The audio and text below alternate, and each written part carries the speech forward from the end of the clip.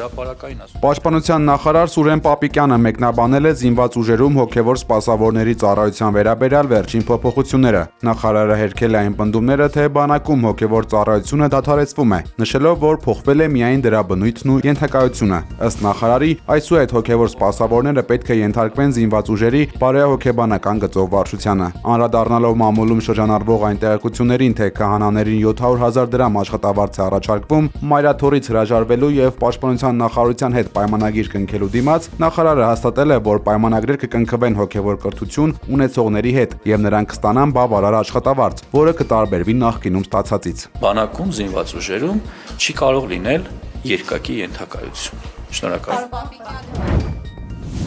Արամայիս Թախմազյանը, նախկին տեր Թադե քահանա եւ Ստեփան Ասատրյանը, նախկին տեր Արամ քահանա Ասատրյանը հայցադիմումներ են ներկայացրել Արմավիրի մարզի ընդհանուր իրավասության դատարան ընդդեմ հայաստանյաց առաքելական Սուրբ եկեղեցու։ Նրանք պահանջում են անվավեր ճանաչել ամենայն հայոց կաթողիկոսի տնօրինությունները եւ իրենց վերականգնել հոգեվոր հովվի պաշտոնում։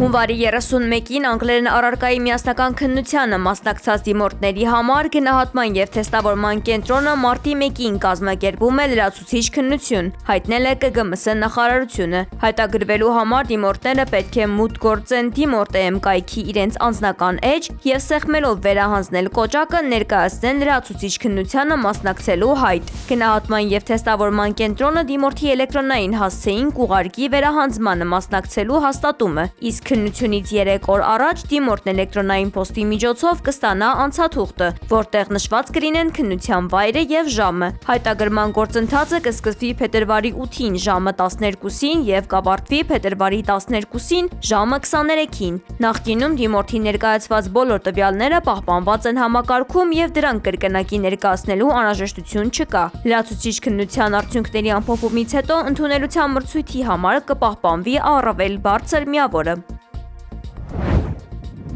Ռոսիա տոնավաճառի աշխատակիցները դեռևս 4-ից 5 ամիս կաշխատեն իրենց տաղավարներում։ Սպուտնիկ Արմենիային տոնավաճառի աշխատակիցներից մեկը հայտնել է, որ իրենց այդ որոշումն են տեղեկացրել։ 3 վաճառականներն ակցիա էին անում, պահանջելով, որ վերանորոգումից հետո տաղավարները կրկին տրամադրեն իրենց եւ 1 տարի ժամանակ տան, որպեսզի կարողանան իրացնել ներկրված ապրանքները։ Տոնավաճառն արդեն բնականon աշխատում է, սակայն հայտնել են, որ 4-ից 5 ամսից այն վերանորոգվելու է, որից հետո մոլերի ձևաչափով է լինելու, բայց խոստացել են, որ վաճառականներին նույնպես այդ տարածքում կտրամադրեն տաղավարներ։ Պետրոսյանը գնդակով արկում է Տուգանային հրապարակի ձախ կողմը ջերասան խարված էր եւ հոյակապ գոլ։ Օրեն Հովանիսյանն է հեղինակը։ Կան հաղթանակներ, որոնք մնում են արխիվներում, եւ կան հաղթանակներ, որոնք դառնում են ազգային դնթեի մաս։ 1973 թվական։ Մի ամբողջ ժողովուրդ շնչում էր մեկ ռիթմով, իսկ Հրազդան մարզադաշտի պատերը դղրդում էին Արարատ հուպտուր վանկարկումներից։ Այսօր այդ լեգենդար ակումբի մասին պատմող ֆիլմը արդեն էկրաններին է։ Սա պարզապես ֆիլմ չէ ֆուտբոլի մասին։ Սա հավաքական հպարտության, անկոտրում կամքի եւ այն հավատի մասին է, որ հայ մարդը կարող է լինել առաջինը, լինել լավագույնը եւ հաղթել անհաղթելիին։ Պատրաստվեք վերապրելու պատմությունը, որն ընդմիշտ փոխեց մեզ։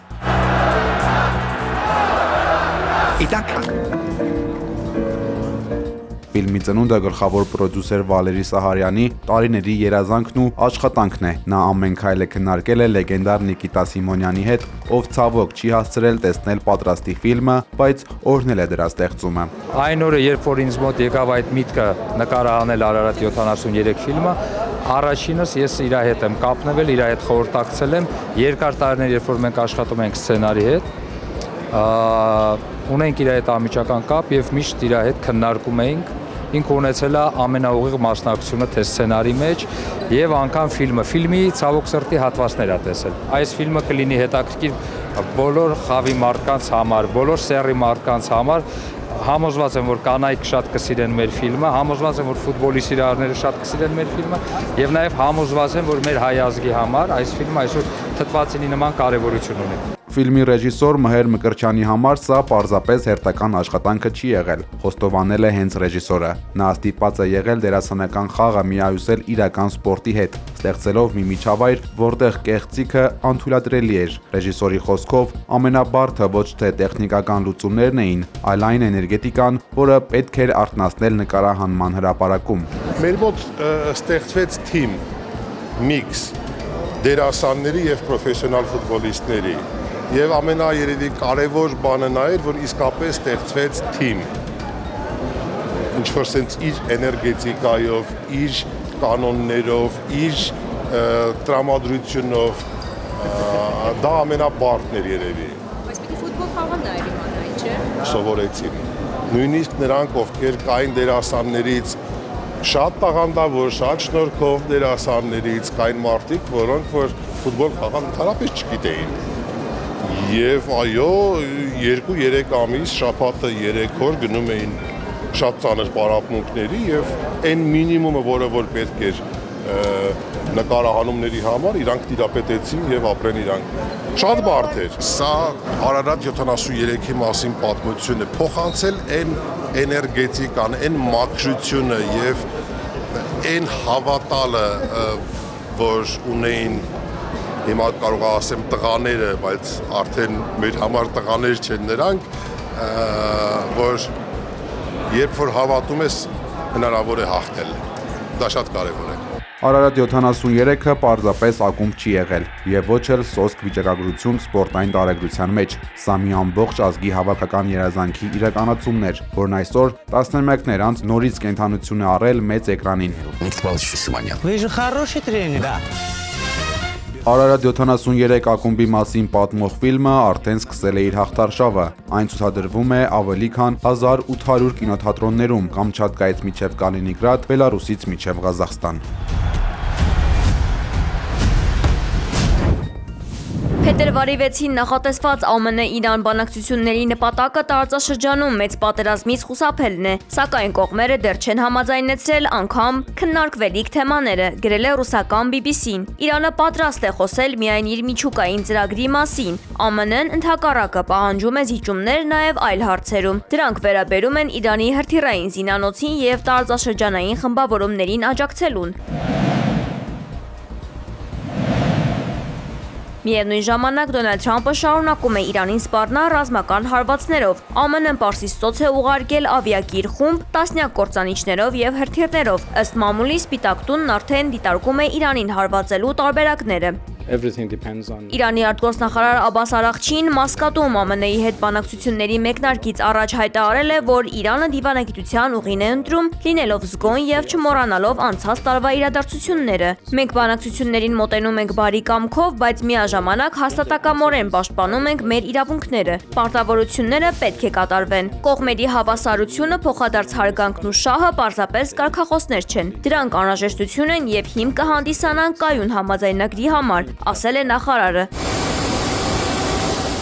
Արաղչին արդեն ժամանել է Օման ԱՄՆ-ի հետ բանակցելու։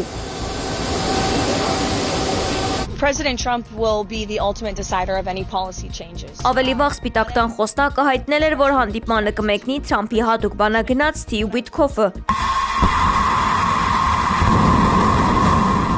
Այս ամենի ֆոնին տեղական ֆարսը հայտնել է, որ Իրանը տեղակայել է հեռահար բալիստիկ հրթիռ։ 13 մետր երկարությամբ Խորամշահր 4 հրթիռի հեռահարությունը մինչև 2000 կիլոմետր է։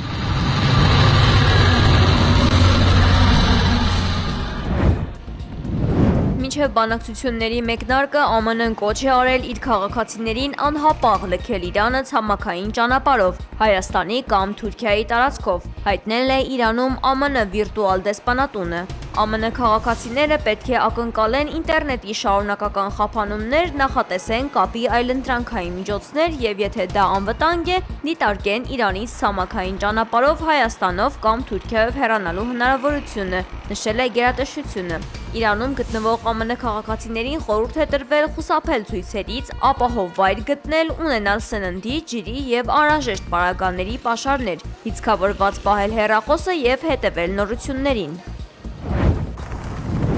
Մոսկվայում մահափորձ է կատարվել Ռուսաստանի պաշտպանության նախարարության գեներալ լեյտենանտ Վլադիմիր Ալեքսեևի նկատմամբ։ Հարձակումը տեղի ունեցել այսօր բնակելի շենքում։ Գեներալը հոսպիտալացվել է։ Կասկածներ կան, որ կրակողը եղել է կին դիպուկահար։ Ղազախստանում 15-ամյա դեռահասը կացնով հարձակվել է իր համադասարանցիների վրա։ 2 մարդ վիրավորվել է։ Ոստիկանությունը ձերբակալել է հարձակվողին։ Նրա ծնողներին մեղադրանք է առաջադրվել վատ դաստիարակության համար։